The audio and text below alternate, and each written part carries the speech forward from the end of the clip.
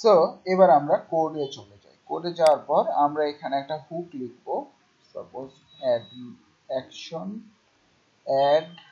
Action. আমাদের হুকের নাম হচ্ছে admin_notices, ঠিক আছে, admin_notices। সো মনে করেন আমরা এখানে একটা ফাংশনের নাম দিতে পারি, সাপোজ হচ্ছে admin_notice_set। ওকে, সো এবার আমরা এই ফাংশনটা কি করব, এখানে ক্রিয়েট করব ফাংশন, ঠিক আছে, admin_notice_set। আচ্ছা, এবার আমাদের যেটা করতে হবে, এখানে আমরা কিভাবে নোটিশটাকে এবার দিতে পারি।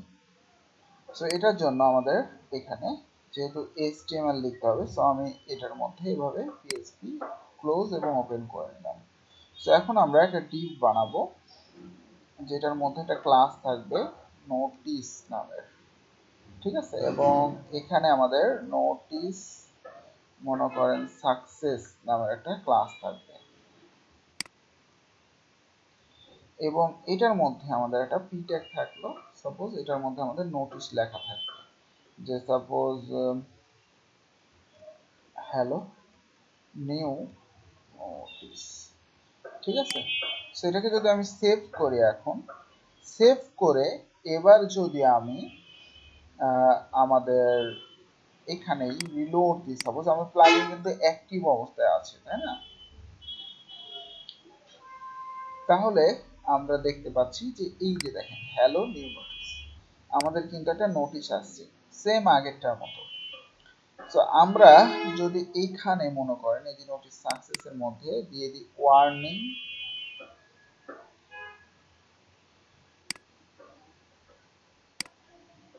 তাহলে আমাদের এই নোটিশের চিত্রটা আমরা দেখেন চেঞ্জ হয়ে যাচ্ছে। ওয়ার্নিং মনে হয় বানানটা ভুল করছি,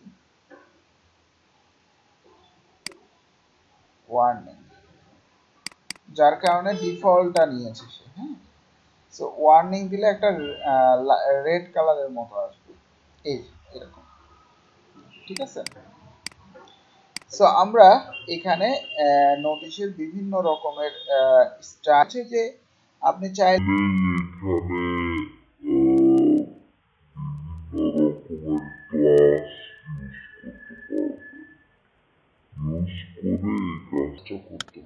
কিন্তু এখানে আর একটা বিষয়, যে আমরা অন্যান্য যে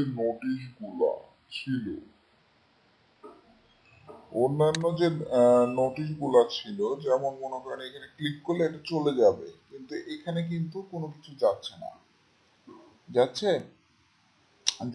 সো এটার জন্য আমাদের এখানে আর একটা ক্লাস ইউজ করতে হবে, ইজ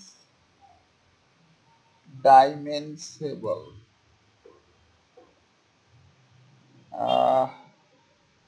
সরি এটা হবে ডিসমিসেবল, ঠিক আছে। সো এটা যদি এখন আমি সেভ করি, সেভ করে যদি এবার রিলোড দিই, দেখি যে আমাদের এখানে ক্রস বাটন আসছে কিনা, এই যে দেখেন একটা ক্রস বাটন আসছে। সো এখন যদি আমি এটা রিলোড দিই তাহলে কিন্তু চলে যাচ্ছে, দেখছেন। আবার যদি আমি রিলোড দিই আবার কিন্তু আমাদের আসবে, এবং এটা ক্রস দিলে চলে যাচ্ছে। তাহলে আমরা একটা নোটিশ কিভাবে আমরা নিয়ে আসতে পারি সেটা শিখলাম, এবং আমরা সেটাকে কিভাবে ক্রস করতে পারি সেটাও কিন্তু এই ভিডিওর মাধ্যমে শিখলাম, ঠিক আছে। সো আমরা চাইলে এই যে ডিভের মধ্যে আরো অনেক কিছু কিন্তু লিখতে পারি, তাই না, মনে করেন হেডি, তাহলে আমাদের এবার নোটিফিকেশনটা কিন্তু বড় হবে। সো আমরা যদি এইখানে এই যে ডিসমিসেবল যদি বাদ দিয়ে দিতাম, তাহলে কিন্তু ক্রস করার কোনো জায়গা থাকতো না, এই যে আমাদের ডিলিট করবো একটা জায়গা থাকতো না। যে কোনো জায়গায় যদি আমি যাই, দেখেন আমার সব জায়গায় কিন্তু এই নোটিশটা দেখাচ্ছে, সব জায়গায় দেখাচ্ছে, ঠিক আছে। সো আমরা জাস্ট শিখলাম যে কিভাবে আমরা একটা নোটিশ ক্রিয়েট করতে পারি, বেসিক সিম্পল, ঠিক আছে।